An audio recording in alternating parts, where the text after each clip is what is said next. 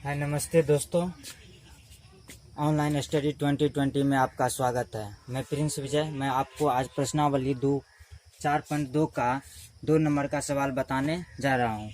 प्रश्नावली 4.2 में 2 नंबर का सवाल में कह रहा है क्या, इसमें कह रहा है कि उदाहरण 1 जो है उदाहरण 1 नंबर का सवाल बनाने के लिए कह रहा है।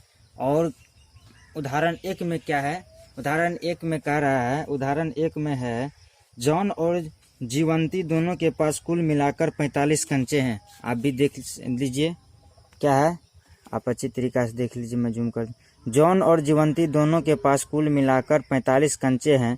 दोनों 5-5 कंचे खो देते हैं और अब उनके पास कंचों की संख्या का गुणनफल 124 है। हम जानना चाहेंगे कि आरंभ में उनके पास कितने कंचे थे। ये रहा सवाल। इसे बनाना है किस विधि से? गुणनखंड विधि से। गुणनखंड विधि से क्या करना है, कांचे की संख्या ज्ञात करनी है। जॉन और जीवंती के पास प्रारंभ में कितने कंचे थे, ये हमें ज्ञात करना है। तो आइए पहले क्या करते हैं। इसमें दिया हुआ है दोनों का योग कितना है, 45 है। जितना भी कंचे है जॉन और जीवंती के पास, दोनों का योग जो है, कंचों की संख्या की योग कितना है, 45 है। तो हमने क्या मान लिया, माना कि आरंभ में जॉन के पास x कंचे थे। कितना कंचे थे, x थे।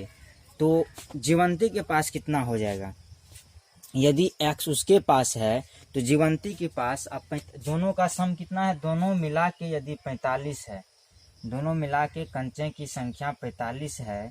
एक के पास यदि x है तो क्या करेंगे, दूसरे के पास क्या हो जाएगा, 45 माइनस x हो जाएगा।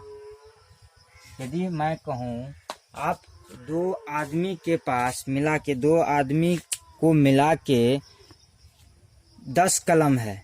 2 आदमी के कलम की संख्या कितना है, 10 है। यदि एक आदमी का कलम की संख्या 3 है तो दूसरे आदमी के पास कितने कलम की संख्या है, तो आप कहिएगा 10 में से 3 गया 7। तो क्या किए, घटा दिए। तो उसी तरह 45 में से x, क्योंकि एक आदमी के पास कितना है, जॉन के पास x है, तो दूसरे पास जीवंती के पास कितना होगा, 45 में से x घटा देंगे तो इतना हो जाएगा जीवंती के पास। अब कह रहा है कुछ समय के बाद क्या हुआ, 5-5 कंचे खो जाते हैं, मतलब लॉस्ट हो जाते हैं, हरा जाते हैं, खो जाते हैं। खोने के बाद क्या होता है, यदि इसके पास x था, अब 5 खो गए तो कितना हो गया, x माइनस 5 हो जाएगा। इसी तरह इसके पास 45 माइनस x था, तब क्या हो गया, 45 माइनस x माइनस 5, तो 40 माइनस x बचा। अब क्या कह रहा है, सवाल में दिया हुआ दोनों का गुणनफल कितना है, दोनों का गुणनफल 124 है। खो जाने के बाद जितना भी बचता है उसका गुणनफल कितना, 124 है। तो ये दोनों का क्या करेंगे, गुना कर देंगे। ये दोनों का क्या किए, गुना कर दिए, बराबर 124 हो गया।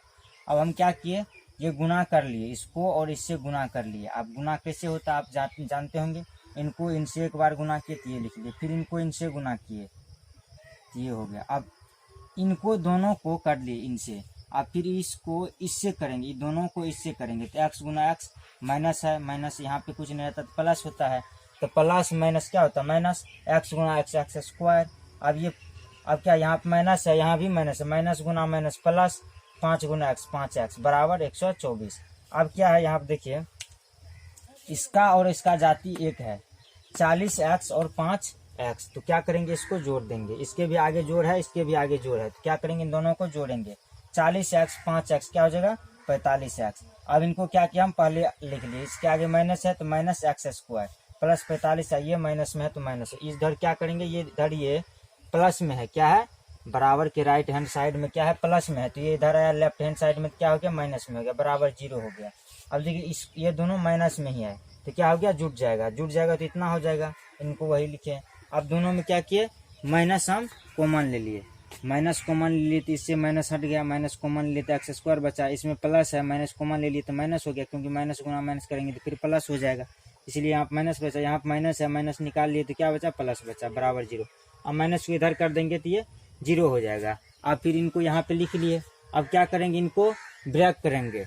ये गुणनखंड विधि से क्या करते हैं, जो x का कोएफिशिएंट होता है उसको क्या करते हैं, ब्रेक करते हैं। तो ब्रेक यहाँ पे देखिए क्या करेंगे, ब्रेक करने का क्या नियम होता है, इसका गुणनफल, इसका गुणनफल बराबर होना चाहिए। इसको जो ब्रेक करने के बाद जो बनेगा, इसको ब्रेक जो करेंगे उनका गुणनफल और घटाने पे क्या आना चाहिए, इतना ही आना चाहिए। तो इसको देखिए यहाँ ब्रेक किए हैं 2 3 3 2 2 3 3। अब इसमें देखना है किसको किसको गुना करे कि जोड़ने या घटाने पे इतना पूरे। तो इसको यदि हम क्या किए 3 3 9 एक साथ लिख लिया, इसको सबको गुना कर दिए, एक साथ इसको लिख लिए।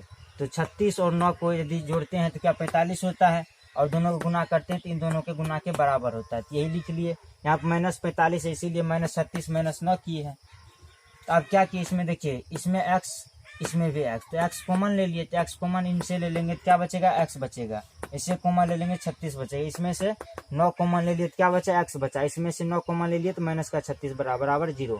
अब देखिए ये दोनों में से क्या करते हैं, एक लिखते हैं, इसको क्या करते हैं एक साथ लिखते हैं, बराबर 0 हो गया। x -36 बराबर 0, x -9 बराबर 0। तो x बराबर क्या हो जाएगा, इधर माइनस में इधर आया तो प्लस में, x बराबर इधर माइनस में इधर आया तो प्लस में, x बराबर 9 और x बराबर 36। ये x बराबर हमने किसका माना था, जॉन के पास। तो आप ये भी लिख सकते हैं जॉन के पास 36 कांचे तथा, तो जीवंती के पास कितना हो जाएगा, 9 कांचे हो जाएगा। या जॉन के पास 9 कांचे होगा तो जीवंती के पास 36, क्योंकि दोनों मिला के 45 दिया हुआ है।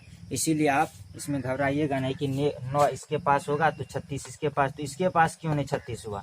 तो दोनों के पास आप लिख सकते हैं, किसी के पास, इसके पास आप 36 लिखिएगा तो इसके पास 9 हो जाएगा, इसके पास 9 होगा तो इसके पास 36 हो जाएगा। उम्मीद करता हूँ समझ गए होंगे आप। अब मैं दूसरा सवाल बताने जा रहा हूँ।